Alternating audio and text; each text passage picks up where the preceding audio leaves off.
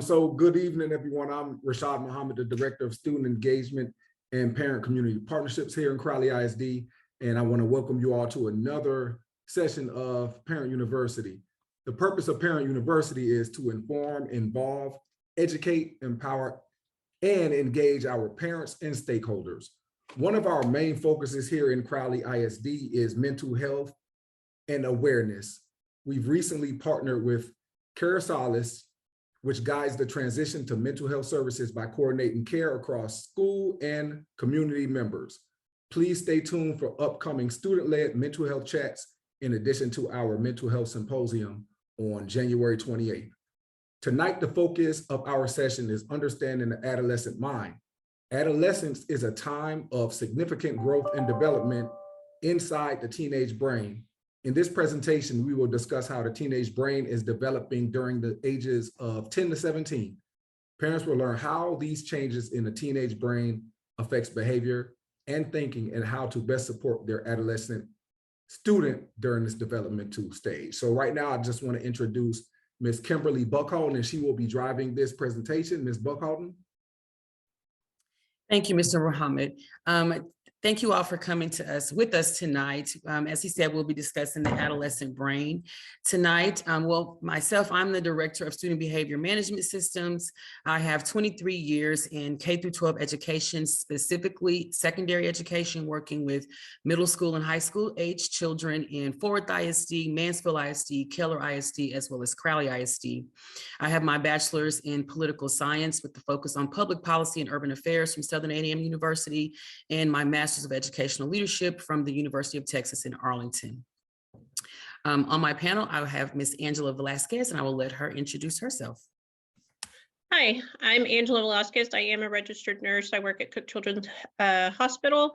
I've been a nurse for about 11 years. I have my bachelor's of science in nursing and my master's of science in nursing and education from the University of Texas.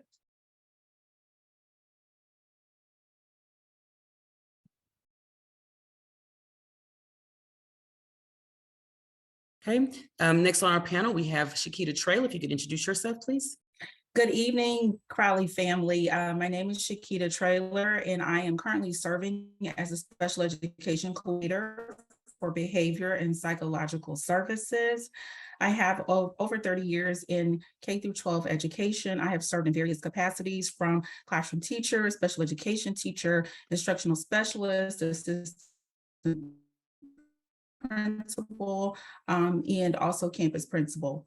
I received my Bachelor of Science degree in education from Jarvis Christian University and my Master of Education from Texas Christian University. And I'm grateful to be here with you tonight. Thank you, Ms. Traylor. And finally, we have LaShonda Johnson. I will let her introduce herself. Oh, sorry. Hello, my name is LaShonda Johnson. I am a behavior specialist with Crowley ISD. I have been in education for about 16 years. This is my second career. I've been a special education teacher for many years. Yeah, I'm with Crowley Special Services now. All right, thank you, Ms. Johnson. Hey, Ms. Buckholm, before we continue, I do want to let the guests know that if they have any questions, to drop them in the chat, and I will try to get to those, when we have breaks throughout the presentation. Perfect. The purpose of today's session is to understand the developmentally appropriate emotions and behaviors of children starting at about age 9 to about 17. We're going to really focus in today on early and middle adolescence.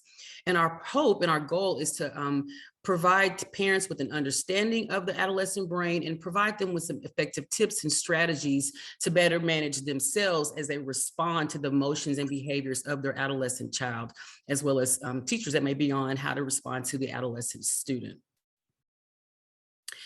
This video does a really great job of explaining the adolescent brain development. So I would like for you all to take some time to watch this video.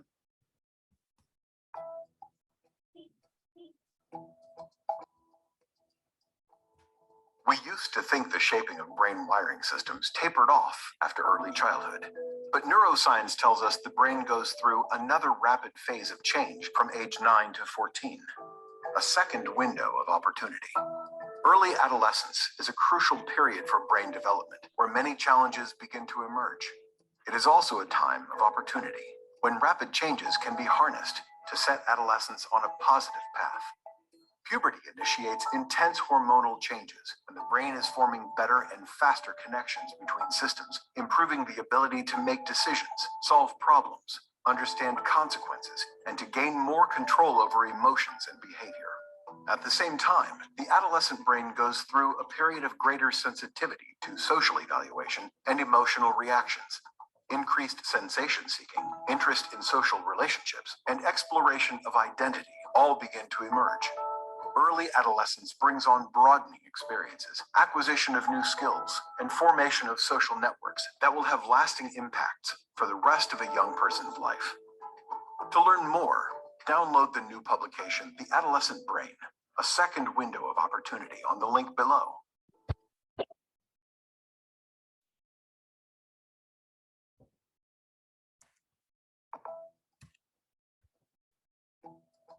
We used to think the shaping of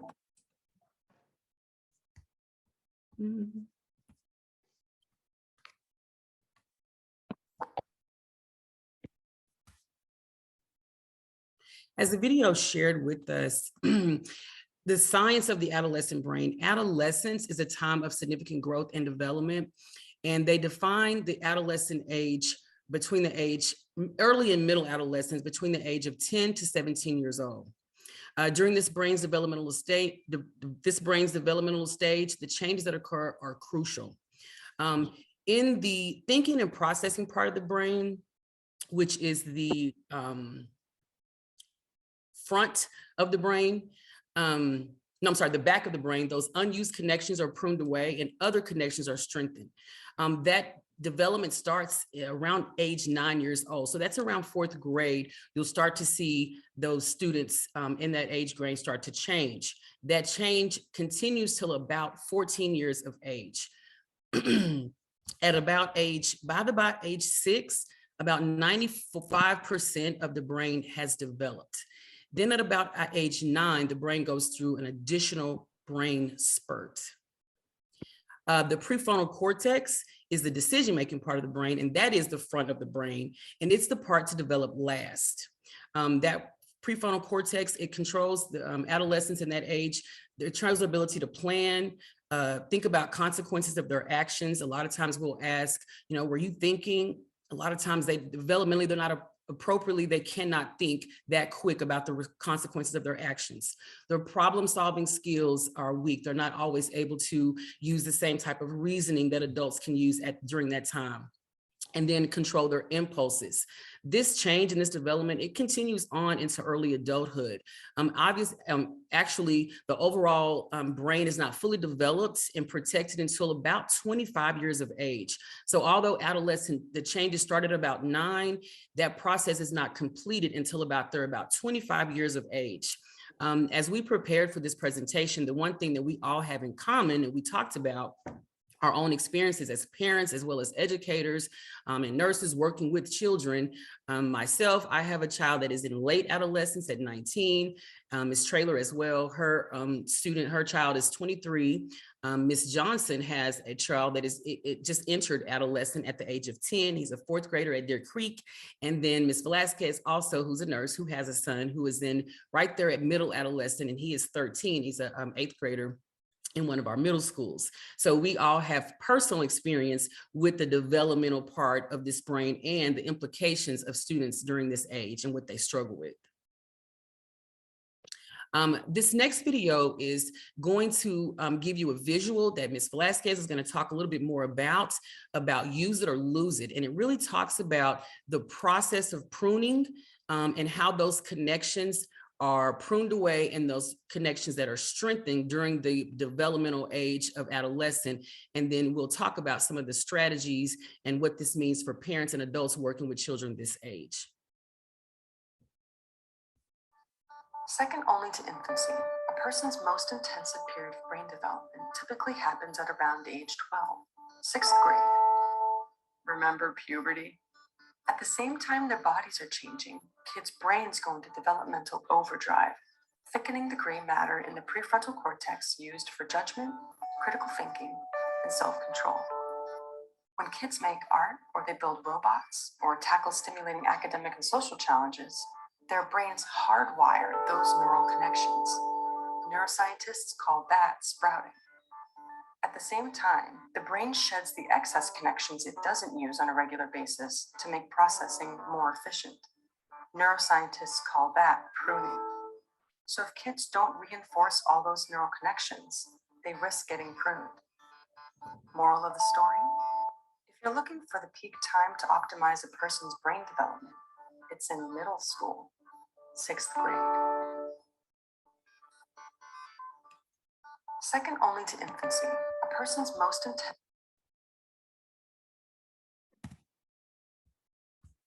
Okay, Ms. Velasquez is going to talk a little bit more about the implications and go a little bit deeper into what that means, students working at that age from the amygdala. Ms. Velasquez. Okay, so inside the teenage brain, we got the prefrontal cortex, as Ms. Buckhalton talked about. It functions with planning and reasoning, but as we all know, that doesn't develop until about 25 is when it's fully developed. So our teenagers, they're immature. They are presented with trying things at school that they hear about that their friends are doing. And so they're like, okay, I'll do it, because they're not thinking about those actions. The amygdala is the emotion. They are more impulsive, they are sensitive, they are aggressive, and they don't like anything that you're saying or doing. They don't like rules. The parietal lobe is responsible for all of your senses: touch, sight, language. Again, fully developed when they are an adult, but they don't process stuff. They don't understand the message that we're trying to give them when we give them advice. They just think that we're being mean and we don't understand them. The ventral stratum is the reward.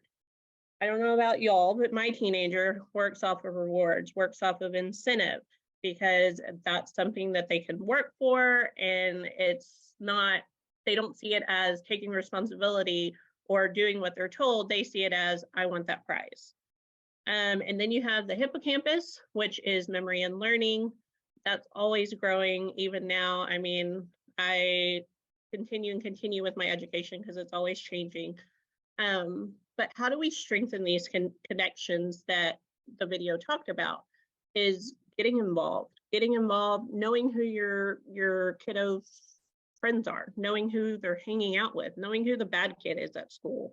Because you want to make sure that you know what they're getting involved in, what they're being presented. Getting involved in sports and fine arts. One of my rules for my kiddo is, if you want electronics, you have to be involved in a sport. Doesn't matter what sport it is, you can choose, but that's something to make him stay involved in the school, so that if he is presented to those things, you know, with sports, you have to have good grades, you can't be in trouble. And so involving him in stuff around the school gives them that incentive of, well, I can't get in trouble because then I won't be able to play my favorite sport, or I won't be able to participate in band. He's involved in sports, he's involved in band, and essentially he stays out of trouble because he's too busy. He's too busy to do anything else or to try other things. But you also want to be able to guide them in taking responsibility. At least where my son's at, he's 14, about to go into high school. And, you know, he's got, I drive it into his head, check your grades weekly, because we're not all perfect. There's going to be mistakes, or something didn't get entered, or you forgot to turn something in. Take responsibility. Go to your teachers. No, and you know, I know all of my son's teachers. I know the principal. I got to know Ms. Buckhalton when I first got to his school, because I have to utilize those resources so that I can stay involved with my child. Because if I don't know what's going on with him, there could be, you know, just like what this says, inside the teenage brain, they're immature. They take risky action. And if I'm not there to guide them, they're going to do that. And that's when they start going on the wrong path. be in their business. We play 20 questions. Well, he doesn't like to play, but I play 20 questions in the car. How was your day? What did you do today? What kind of work did you do? Because they're always going to say, it was fine, I did work. Okay, well, what kind of work? What do you got for homework? Because I want to know what's going on. He doesn't like it, but guess what? I'm the mom, I'm the boss, so that's what's going to happen. And then last, keep them in a routine. Keep them in a routine. You got bedtime at this time. You got it. When you come home, you do homework, you do this. We're going to get all of this stuff done, all of our responsibilities, all of our chores, and then you can have fun. Once you've taken care of your responsibilities, you can have fun. Set that routine, because as they get older, they're gonna appreciate that routine later. Thank you. And just to really piggyback on what Ms. Velasquez said, in the ventral striatum, they are more excited by reward than consequences. That was a key thing to me as a campus principal, as well as a parent. Interestingly enough, I had an adolescent child the same time that I had transitioned from a high school assistant principal to a middle school principal. And it was very, I started to do brain research on the adolescent about that time, because there's so much change that happened in my own kid and so many differences of the kids that I was working with in high school than middle school, I didn't understand. Coming in, I thought that middle school kids were just smaller high school kids, but developmentally, that early and middle adolescence is so much different than the late adolescence. What was a big point out that she says, they're more excited by reward than consequence. So you're going to get more from your teenager or your preteen by not saying, if you don't do, then you can't have. Then, like she said, if you do this, then you can have. So they're more driven by rewards than they are consequences, because they're not mature enough to understand consequences developmentally. So it's not that your child, your preteen or your teenager is any different than anyone else. Developmentally appropriate, their brains are not able to process that. Well, if I might also add, Sure. Ms. Carlton, and also Ms. Velasquez, kudos to you for a job well done with your teenager, your preteen. The prefrontal cortex, what I love about what Ms. Velasquez says is the planning, the organization, that she's holding her son accountable for those things, because from the graphic that we're looking at, you can see that that prefrontal cortex is not fully developed right now. So a lot of times they're unorganized. That's why lockers tend to look the way that they look. I don't know, they still have lockers. They probably don't have like backpacks, desks. They look a mess because their planning and reasoning is underdeveloped. And so that's why programs like AVID, and then of course, teachers having students follow through with their expectations as far as keeping up with assignments and whatnot. That's very important. Teaching them how to access Skyward and monitor their grades and things that they're missing, assignments that are due. That's kind of helping to develop that portion of the brain. So those of you parents who might be a little flustered because your middle schooler and your high schooler, you're having to keep reminding them about checking in on their assignments, keeping their rooms clean, keeping up with their things.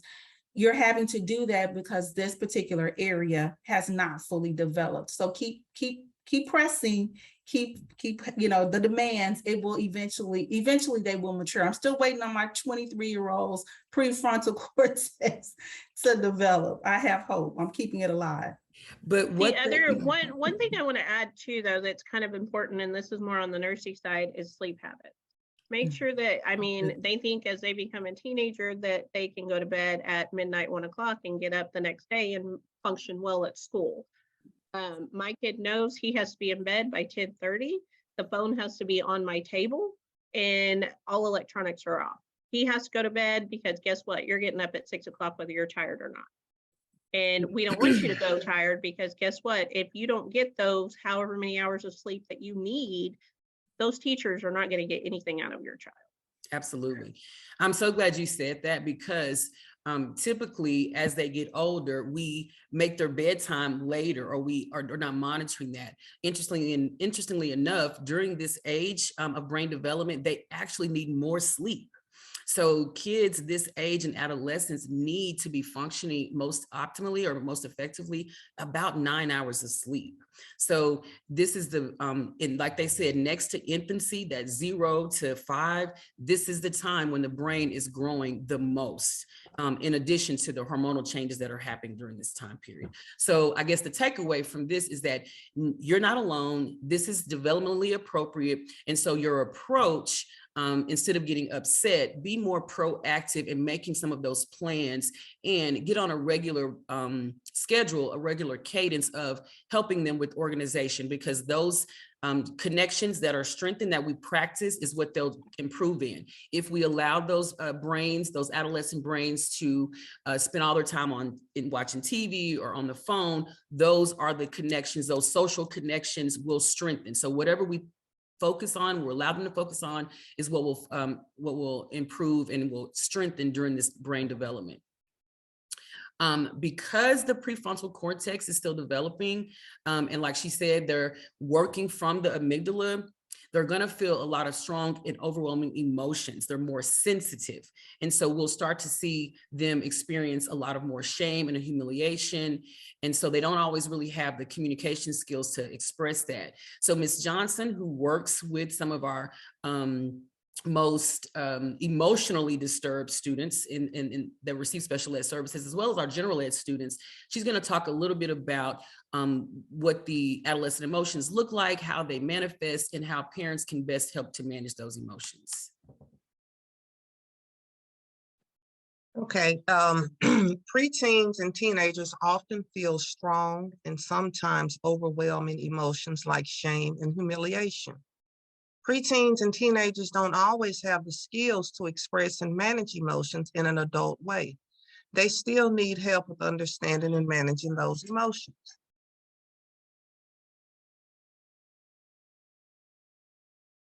Because based on the stage of their brain development, adolescents are more likely to act on impulse, misread or misinterpret social cues and emotions, get into accidents of all kinds, get involved in fights, engage in dangerous or risky behavior.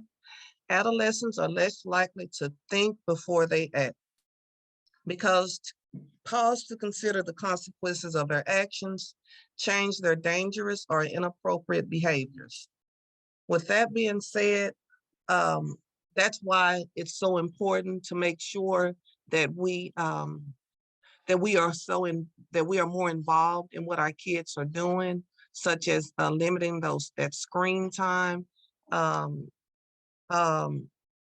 because that as well could cause our students to act on impulse a lot, is when they have a lot of screen time from playing those video games. Misread or misinterpret social cues and emotions. They are extremely moody. That's the adolescent brain. So a lot of times we can misinterpret those social cues as well, and we need to make sure that we are coming to our adolescents from a supportive stance at all times. I want to kind of step in right here with Ms. Johnson. Misreading and misinterpreting social cues and emotions. As a middle school principal, as well as a high school AP, I got to see this a lot. A lot of times, because during that part of the brain, those connections are not as strong as they are in adulthood past the age of 25. So the way that this manifests is in their friend groups, or even with you, they may think that someone is being ugly to them or being mean, when really they're just really not reading those social cues like they should be. We're more likely to see fights. We can look at our discipline data across the nation, definitely in our district, and that grade from 6th to 9th, 10th grade, the discipline data is a lot higher than other grades, because during those times, student behaviors are based on how they're developing, and they don't always understand. So they're likely to get into more verbal and physical altercations because of a lack of appropriate communication. They're not understanding. So what we're going to be able to do as parents is be more proactive. When we know that we can have situations that occur like this, we have to take a preemptive approach and make sure that we're having those conversations and we're talking through situations, so that we're helping them to understand possibly what they're feeling and what they're interpreting based on what someone says, and not based on solely on their emotions. So Parents, a lot of times we see parent involvement staving off around middle school and high school age, but in actuality, parents should get just more involved and be more involved when their kids enter middle school in high school. Now, it won't be the same as being a room mom or things like that, but it is important that you are involved in what your child is doing, especially when they're having peer groups that change very often. You know, we want to make sure that we're helping navigate that. This video is to me was very, very, it resonated with me a lot because we see this a lot. Teen depression is high right now, especially in the wake and on the backside of the pandemic. Trauma is at an all-time high in households across the world, and so teenagers and preteens are impacted by this trauma. And so this video is a really good illustration of what you may witness with your own preteen or teenager, and we're going to talk about some ways that we're going to address these behaviors and these emotions.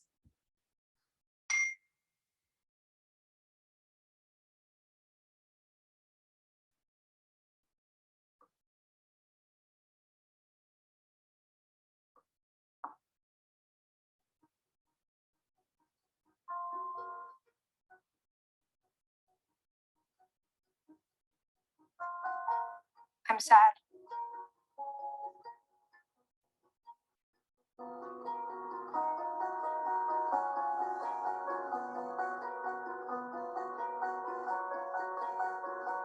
I feel fat.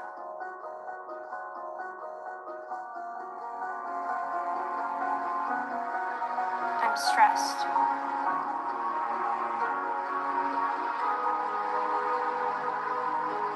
I feel ugly.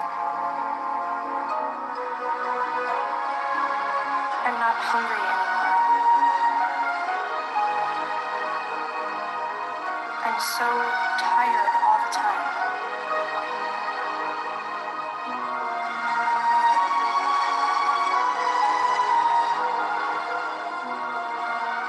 I'm just having a really hard time.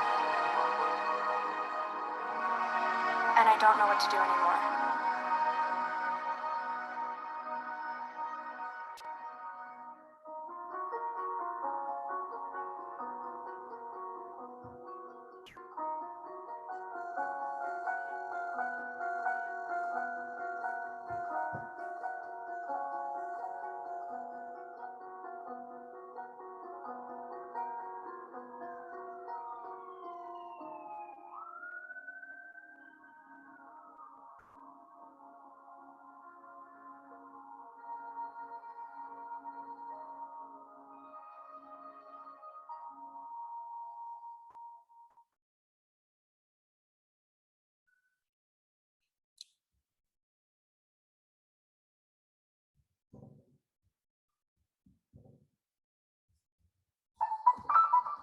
The thing that's different about a Verbo vacation home, you always have the whole place to yourself.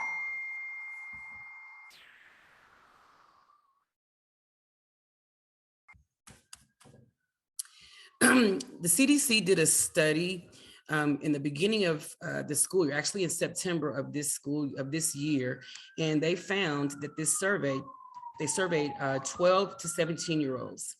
37% of teens in the US ages 12 to 17 reported feelings of persistent sadness and hopelessness.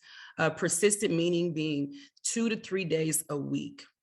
So if you are a parent of an preteen or a teenager and you're experiencing or you're seeing this with your child, it is normal. Obviously, you know, we want to see our kids in a happy state, but we have to be very intentional and strategic about making sure that we're working to get them out of this feeling of sadness and hopelessness. We're helping them to navigate their emotions and being intentional about pouring into them positive self-views of themselves and affirming what it is that they're going through. These brain differences, it does not mean that they're unable to make good decisions or tell the difference between right and wrong. It doesn't mean that they should not be held responsible for their actions because this is developmentally appropriate behavior, but we do need to be aware of how their brain develops and what's appropriate and what's not so that we can understand and manage their behaviors. Looks like we have a question. Mr. Muhammad, do you want to see, I think someone had a hand raised before we go on. It was actually just someone asking if they could talk, but if you can type in your question, then we can definitely see about getting that answered. And I'll go ahead and also answer, I'll hit you up on offline as well. Are they putting the question in, or you want me to go on? Yeah, if they put the question in, I'll go ahead and read it out loud. Okay, perfect. Again, this behavior is normal. Social emotional behaviors, at this time during adolescence, peer approval is extremely important. They're getting approval from their peers is probably more important than your approval as their parents or adult family members. They have the tendency to fight, run, or just be paralyzed during adolescence, and how they respond to what they perceive as criticism, what they perceive as stressful situations or relationship difficulties. This could look like a parent asking a kid if they're going somewhere, hey, you're wearing that. You may be asking because maybe it's cold outside and they have on flip-flops, when in actuality in their brain, they've heard, you don't look appropriate, you don't look right. So we have to be really intentional and about what we say to them, because we know that they struggle to interpret and understand social cues and things that we're saying to them. And also, Ms. Buckhalter, just to kind of piggyback on what you were talking about with peer approval, just to be clear that it's well worth getting to know who your kids' friends are, who they hanging out with, getting to know, and also getting to know them in organic ways, like just having them over for lunch or having them over for dinner or something like that. Because as a parent, it's important to make that effort to get to know who your kids' friends are, because that's who they are going to go to, and that's the approval that they want. They want that peer approval. Absolutely. It's important that we make them feel safe and calm so that they can make good decisions. Also, we're going to have rules with them, but we also want to balance those rules with supportive love. We want to tell our teenagers and our preteens that we love them. A lot of times at that age, they can act like they don't want, they'll push us away and go on, but they really do want that validation from us. We want to make rules that keep them safe and position them to put their best foot forward. We need to be able to give them rationale, because they're trying to find their power in that age as well. And so they're likely to rebel. But so the best way is to, back when we were growing up, parents would say, because I said so. Unfortunately, that's not good parenting, because at this age, they don't understand and they're less likely to follow because I said so, because developmentally their brain doesn't process that. They need to understand. So take a little bit longer, a little time to explain, hey, this is not good, or we don't allow you to do this because, or your bedtime is this because you need sleep. So they need to understand the reward of the behavior that you're asking them to exhibit.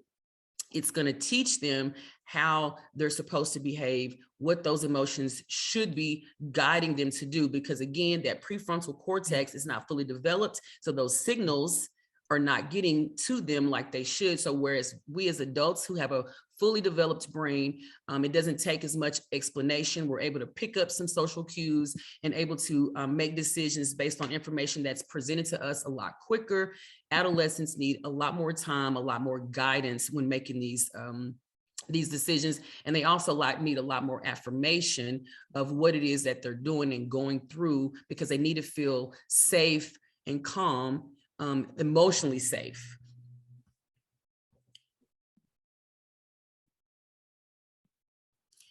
These are some examples. We talked about this, and it's like, okay, what does it look like? How does that sound to make them calm and safe? A lot of times when our preteens or our teenagers come home or get in the car from school, we will ask them questions like, hey, you have a good day? And those are yes or no. So helping them to feel safe and calm, have discussions around relevant topics that are relevant to them at that age, and allow them to express their emotions. ask them what they know and make space for more information to be shared. Those open-ended questions will help us to connect better with our preteens and teenagers, help us better understand them, and then help us to support them as they're going through. One example, it says maybe they get at home, they come home and they tell us that a classmate got in trouble at school for a fight. And that fight started with cyberbullying. And so you could start that conversation, and this is a starting, you can say, hey, that's a lot. There's a lot to talk about what's happening. What have you heard? That allows them to get more into what they've heard, with those information that they're getting. And then, hey, what do you think that means? You're learning how they process information. Opening the door, making it okay for them to ask you any questions. You can ask me anything at all, and taking out that judgment. And so being intentional about when things happen, this is a proactive approach, so that if they are ever experiencing any type of cyberbullying, or where their friends are maybe not behaving in a way that makes them feel comfortable, you've had an opportunity to open up that door to talk about their feelings, to help them navigate and manage those emotions. Anyone want to add anything there? No, I would like to just contribute and say, it is very important to help students process through these occurrences, because like Ms. Buckhalton said before, it is going to help to develop your child's prefrontal cortex, because remember, that's that problem solving piece. And a lot of times they don't understand how their actions create either positive or negative consequences, nor do they always process through how their actions or behaviors impact others. So just helping them with that processing through, be it positive or negative, not everything is a negative. You could talk about what went well. If there was a specific situation or occurrence, talk about what went well, and how you can make things better. So that's really, really important, having that open dialogue, because it helps kiddos understand the why behind what we're asking them to do. Okay, as adults, we need that. If you're asking me to do something, I will do it, but it helps me if I understand the why behind what you're asking me to do. That's an adult skill. So that's an important life skill. And we want to build capacity in our boys and girls to be able to process through in that way. Thank you, Ms. Traylor. Adding a little bit more, and this is just, as a parent, I made a couple of mistakes, several mistakes probably, when raising my own child through adolescence, because we can misinterpret academic intelligence for emotional maturity, and those are not two in the same. And so a lot of times when our adolescents, preteens, and teenagers are going through situations that you think, man, you should know better. Well, a lot of times in those situations, they don't. And so be careful not to pass judgment or make them feel like they're not doing something or behaving in a way that you expect them to behave, because you're looking at, well, you make A's and B's, or you're a good student. It has nothing to do with their emotional and social maturity. So be very careful to make sure that you don't think, oh, my kid's an A and B student, they wouldn't do that. All of them are capable to make mistakes. And so good kids, I haven't met a bad kid yet. Good kids make mistakes. And so as we parent our children through preteen and teenage years, we have to understand how their brain is developing, so that we're supporting them, not just academically, but socially and emotionally. And those are two different things. You may have a child that is very sharp, bright, they make all A's, and they could struggle in their peer group. They could struggle with what we may call, you're so naive, or you should know better, common sense, not so much. So I make that mistake as a parent, thinking that my, straight A, gifted and talented, pre-AP, AP student should know better than to get into a situation with a friend, doing something that, I thought she should know better. But as I learned in studying her developmental stage, that no, you won't. And it is my responsibility, the same way that I would maybe get you a tutor to help you with reading or math, that I have to find ways to engage with you to help you work through those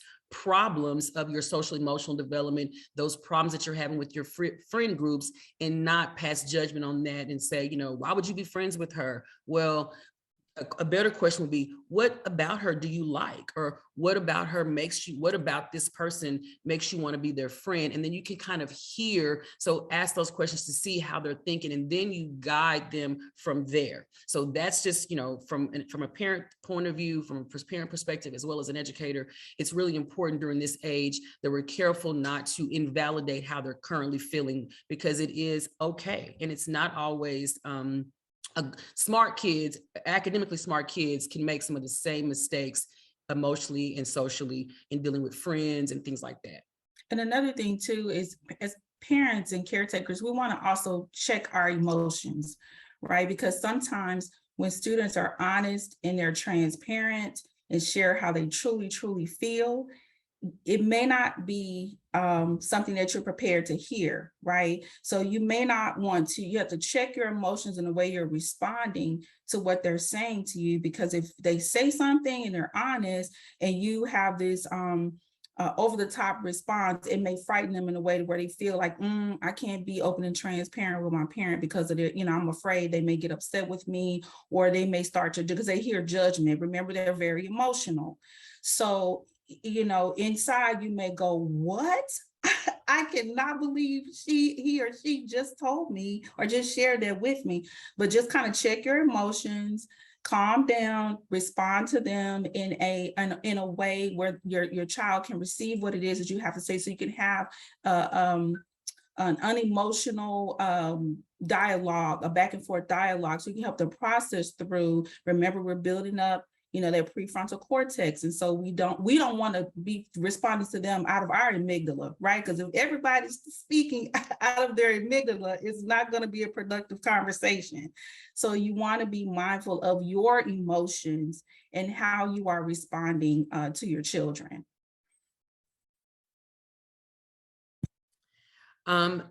Just kind of what Ms. Traylor was saying, and just driving that point home, encourage them to share their feelings regularly. Look for ways to check in with them on a regular basis, so that when things arise that may be uncomfortable, they're in a habit of sharing their feelings. Something could be every day you could invite them to join you to cook dinner, or, you know, use that time to chat. Just find ways, maybe on the way home from school, maybe you set aside time once or twice a week to, you know, to have a connection time with your preteen or teenager. You know, pull it from your own family culture, what you guys are into as a family, or what they're into. If they're playing video games, figure out how to play it. And that time you could talk, chat, and get to know your kid when it's comfortable and they're open. Stay away from yes, no questions. You know, when we ask our kids, did you have a good day? Yeah or no. You know, you want to open them up to communicate with them. So ask them how their day has been instead. You know, ask them what they did. That's going to give you more details, and it's going to deepen that connection between you two, and it's going to make space for more in-depth conversation. And that way you can help guide again and direct those feelings and emotions that they may be having around any topic.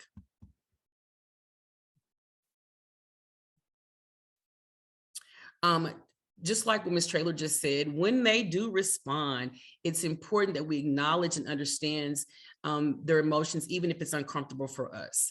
If you don't know what to say, you can respond with, I understand, and then figure out how to understand later. Or you can say, you can affirm them and say, sounds like a difficult situation, or that makes sense. Again, we want to continuously affirm their feelings and then help them to understand their own feelings, because although their feelings may not be valid to us, or we might think that's pretty, you know, but to them, it is not minute. It's very important. And we want to affirm that so that they build that trust in us, and then we can help them direct the direction that we can direct them into the direction that we want them to go, and that's going to be what's best for them. So just giving you a couple of ways to respond. Like Ms. Traylor said, if you don't know what to say, or in your head you're screaming, oh my God, you can say, okay, I understand, or sounds like a bad situation, or that's a great situation, or that, you know, so come up with ways to handle your own emotions when dealing with an emotional, because like she said, we all can't be working from the amygdala. They're working from that. We've got to work from our prefrontal cortex and help them strengthen those connections in their own brains. To that point, it is crucial. We had a really good debate as we're preparing this presentation for you all about, is it okay to be your preteen or your teenager's friend? And so I'll let Ms. Traylor talk about this. We kind of came to a consensus, and I'll let her take this slide on. Yeah, so it was quite a debate. You know, educators in the room, and we're going back and forth between friend and confidant. I feel as though good parents are their child's confidant.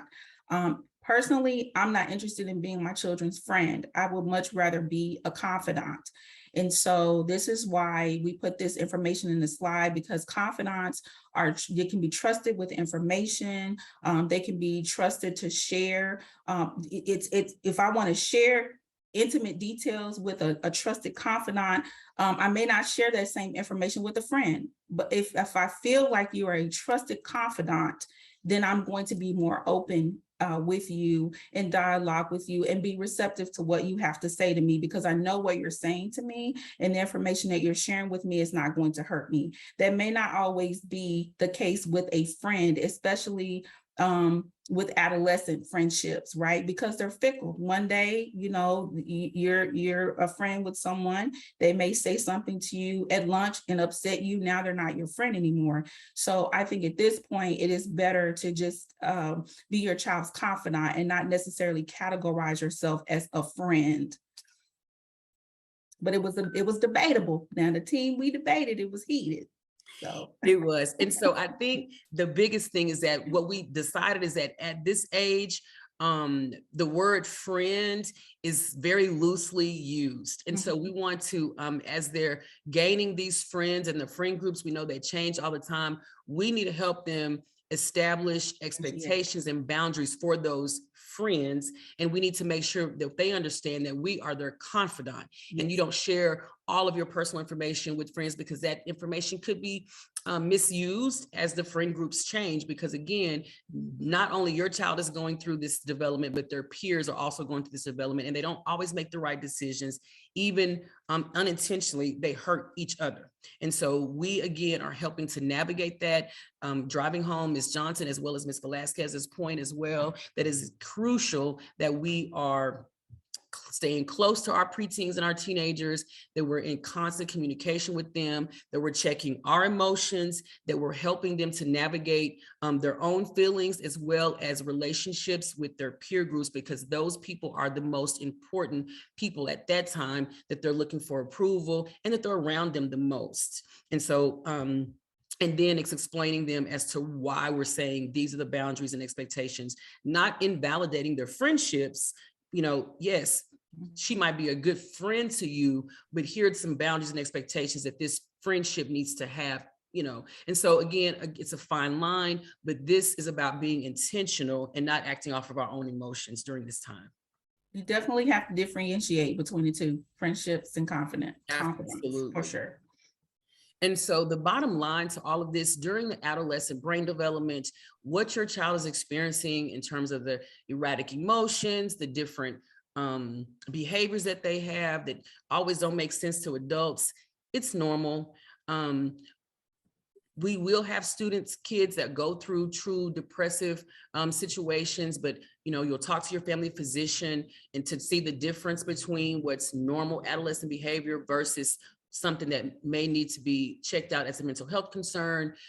It's really looking at the often, you know, how often are these temper tantrums happening? If they're having temper tantrums, is it age appropriate? If you're having a 14-year-old that is having a tantrum every single day, being violently aggressive, then you might want to get that checked out. But just I'm tired, I'm asleep, kind of isolating, these are normal preteen and teenage behaviors that we have to early on, starting at about age 9, really start preparing to deal with and having a plan as a family to help them navigate that. And it's important that they understand their own development. The same way we start to talk to them about things that are happening at a certain age. We talk to them about boys or friends. We want to talk to them about decision-making, about how their brain works so that they can be aware of it and they can be intentional about their own decision-making as well. Do we have any questions, Mr. Muhammad?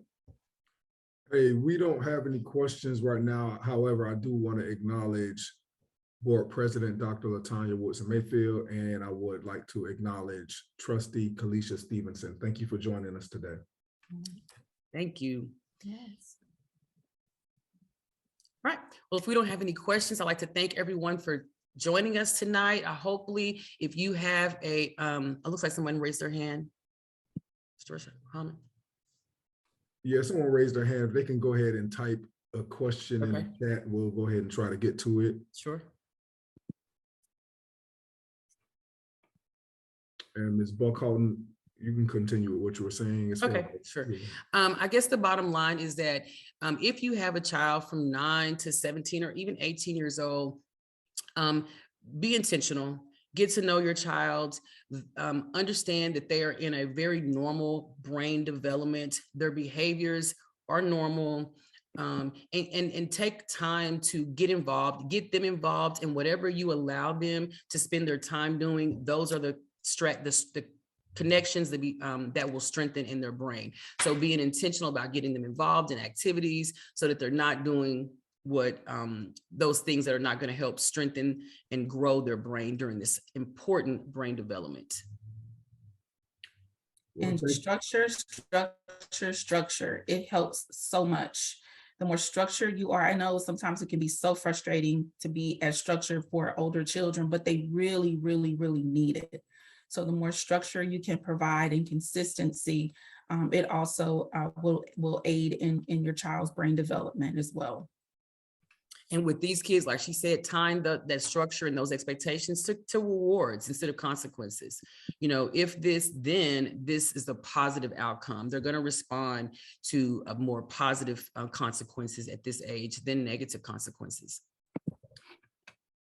Thank you, Ms. Buckhalton. Thank you, Ms. Trailer. So the question was actually, where can I access this recording as I joined late? So yes, you can go to the Crowley ISD website and then go to Parents and Students, and you would click on Parent University, and you're going to be able to access this recording as well as the previous one that we did on the mental health awareness and also drug awareness as well. So all of the previous recordings and this one will be on the website under Parent University, which will be at the tab Parents and Students.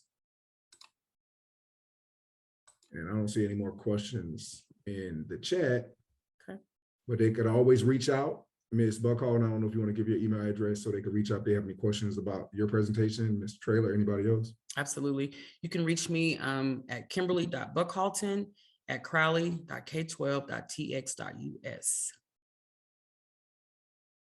And I can be reached at shakita.trailer@crowley.k12.tx.us.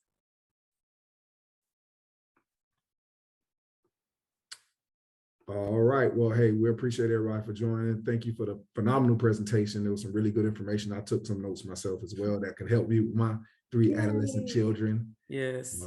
Thank you all very much, and you all have a phenomenal evening. All right. Thank you. Thank you, everyone. Thank you. Good night. Good night, y'all. Good night.